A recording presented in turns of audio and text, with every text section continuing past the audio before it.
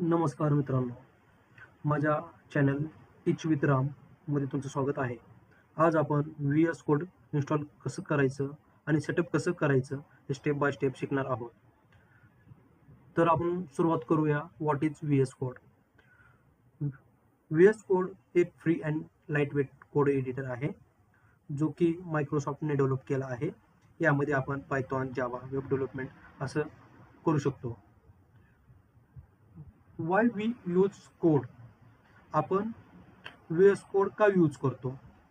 कारण V-S code वापरण्याचे main फायदे म्हणजे तो खूप इझी आहे, फास्ट आहे आणि एक्सटेन्शनमुळे आपण त्याला पॉवरफुल बनवू शकतो.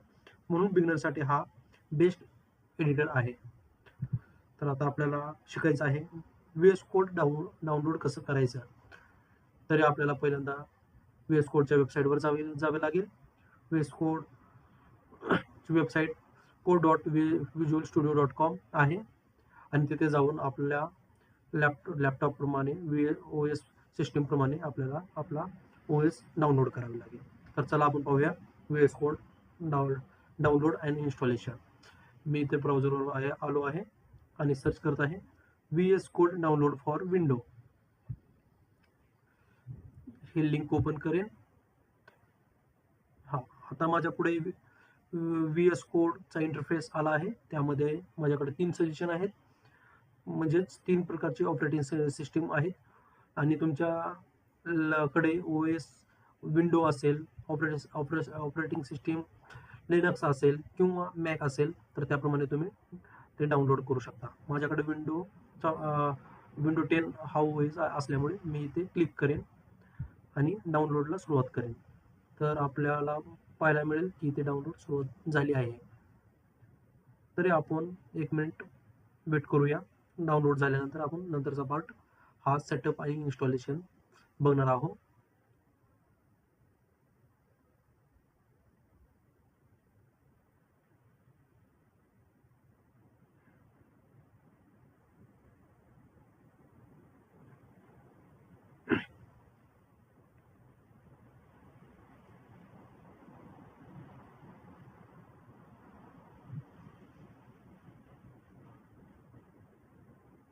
आपण इथं क्लिक करू शकता आणि पाहू शकता की आपला व्ही-एस कोड डाउनलोड झाला आहे. तर यावर मी डबल क्लिक करेन की जेणेकरून तो एक इंटरफेस ओपन करेल. त्यानंतर आपण नंतरची प्रोसेस इन्स्टॉलर ओपन करून त्यानंतर आता आपण इथे पाहू शकता की आपल्याकडे एक इंटरफेस मिळाला आहे. इथे आपण जाऊन रीड करू शकता की लायसन्सचे ॲग्रीमेंट काय आहे आणि it is important for the before continue. तर ओके, हे मी किंवा तुम्ही नंतर हे लायसन्सचे ॲग्रीमेंट जाऊन रीड करू शकता. तरी टोटल असे 12 पॉईंट आहेत. ओके, तर मी इथे आय ॲक्सेप्ट द ॲग्रीमेंटला क्लिक करेन. त्यानंतर नेक्स्ट बटनला क्लिक करेन. इथे तुम्ही डेस्टिनेशन पाथ लोकेशन पाथ हा चूज करू शकतो. इथे तुम्ही ब्राउज या बटनला क्लिक करून तुमचा स्पेसिफिक पाथ हा देऊन तुम्ही हा एक डेस्टिनेशन पाथ ठेवू शकतो. त्यानंतर मी इथे नेक्स्टला क्लिक करेन आणि नंतर नेक्स्ट बटन क्लिक करेन आणि मला माझ्या डेस्कटॉपवर एक व्ही-एस कोडचा आयकॉन हवा आहे. त्याकरता मी इथे क्लिक करेन आणि add open with code action window explore directory and explore file content मेनूला पण क्लिक करून घेईन. त्यानंतर नेक्स्ट बटन क्लिक करेन आणि चला तर आपण इन्स्टॉल करूया. मी इन्स्टॉल या बटनवर क्लिक केलं आहे. चला तर अशा प्रकारे आपण व्ही-एस कोडला इन्स्टॉलेशन या प्रोसेसमध्ये ठेवलं आहे. आपल्याला काही वेळ चला तर अशा प्रकारे आपले व्ही-एस कोड इन्स्टॉल झाला आहे. आता आपण व्ही-एस कोड ओपन करूया. मी व्ही-एस कोडला ओपन केला आहे. जेव्हा व्ही-एस कोड ओपन होईल तसं तेव्हा तुम्हाला एक सिंपल इंटरफेस तुमच्या पुढे येईल आणि लेफ्ट साईडला जर आपण पाहिलं तर एक्सप्लोर, एक्सटेन्शन आणि इतर ऑप्शन असतात. हे तुम्ही पाहू शकता लेफ्ट साईडला. हे आपल्याकडे ऑप्शन असे आपल्याला मिळून जातात. त्याला आपण एक्सप्लोरर म्हणतो. की इथे जाऊन आपण सर्च करू शकतो. इथे आपण किटचा यूज करून आपण सोर्स कोडचा ट्रॅक ठेवू शकतो. इथे डिबग आणि रन करू शकतो. इथं आपल्याकडे एक्सटेन्शन जे रिक्वायर्ड एक्सटेन्शन आपल्याला लागणार आहे ते इन्स्टॉल करू शकतो. इथे आपण रिमोटली एक्सप्लोर करू शकतो. आणि हा आहे ब्लॅक बॉक्स. तर चला आपण पहिल्यांदा पाहणार आहे एक्सटेन्शन. एक्सटेन्शन म्हणजे काय? What is extension? एक्सटेन्शन म्हणजे VS कोड मधले ॲडिशनल फीचर्स. जसं आपल्या मोबाईलमध्ये ॲप इन्स्टॉल करतो तसंच एक्सटेन्शन आपण इथे आपण इन्स्टॉल करतो.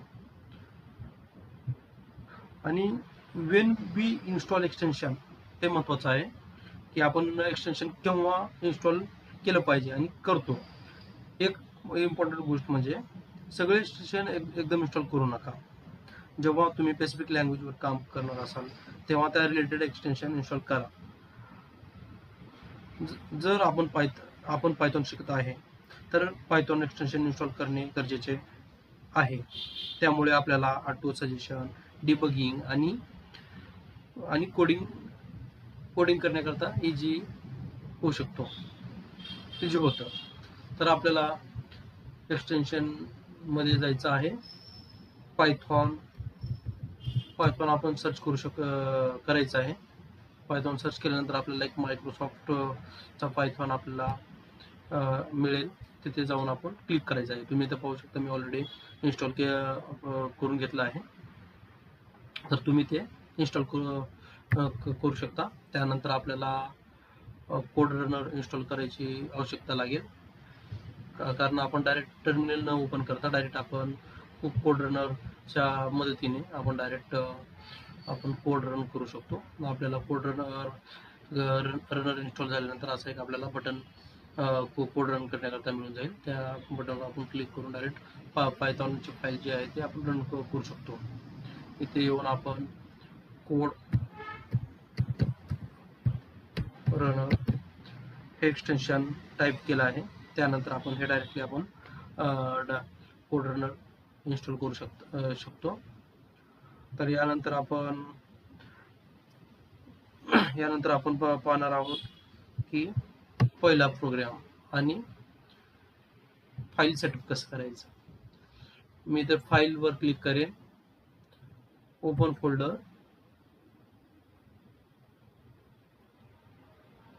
ओके. जर तुम्हाला नवीन फोल्डर तयार करायचं असेल तर आपण न्यू फोल्डरला क्लिक करून इथे एक नवीन फोल्डर तयार करू शकता आणि त्या फोल्डरला तुम्ही सिलेक्ट करून त्या फोल्डरमध्ये आपण ओपन होऊ शकतो.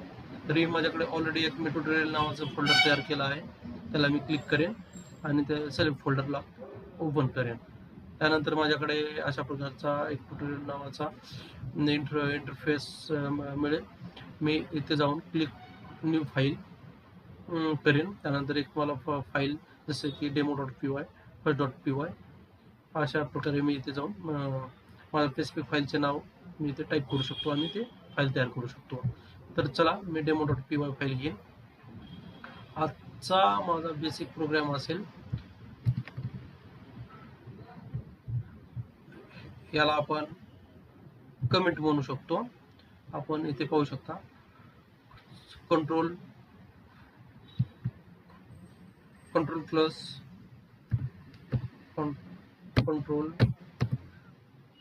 प्लस फॉरवर्ड स्लॅश हे बटन दाबल्यानंतर कमेंट आणि अनकमेंट सेम आपण याचा यूज करून आपण कमेंट अनकमेंट करू शकतो. तर आपण पहिला प्रोग्राम हा घेणार आहोत. तर चला प्रिंट या फंक्शनचा वापर करून आपण दिस इज माय फर्स्ट प्रोग्राम याला रन करणार आहोत. तर आपण पहिला प्रोग्राम रन केला आहे. प्रिंट एक फंक्शन आहे आणि त्याचा वापर आपण आउटपुट स्क्रीनवर दाखवण्याकरता यूज करतो. जसे आपण मोबाईलवर नोटिफिकेशन दिसतं तसं प्रिंट आउटपुट दाखवतो.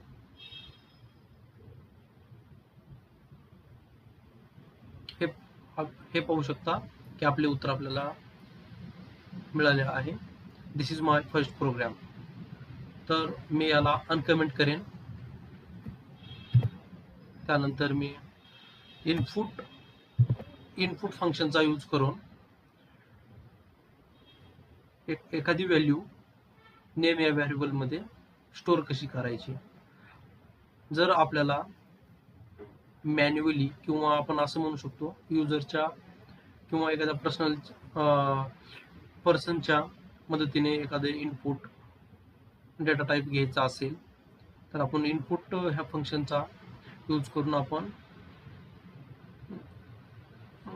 नेम या व्हेरिएबल मध्ये डेटा स्टोअर करू शकतो आणि त्यानंतर प्रिंट या फंक्शनचा वापर करून ते व्हेरिएबल आपण ची व्हॅल्यू आपण प्रिंट करू शकतो.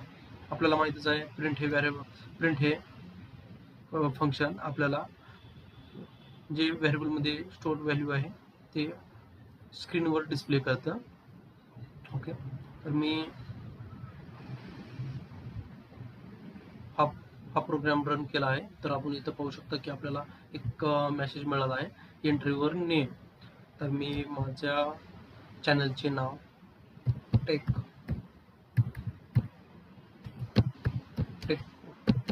विथ राम टाईप केला आहे. तरी आपण एंटर बटन करणार आहोत. एंटर. तर तुम्ही ते पाहू शकता की मला टेक विथ राम हे आउटपुट मिळाले आहे. आपण integer data type, float data type, Boolean data type हा नेम ह्या व्हेरिएबल मध्ये स्टोअर कसा करायचा हे शिकणार आहोत. आपण इथे टाईप कास्टिंग करून आपण नेम या व्हेरिएबल मध्ये उदाहरणामध्ये आपण इंटिजर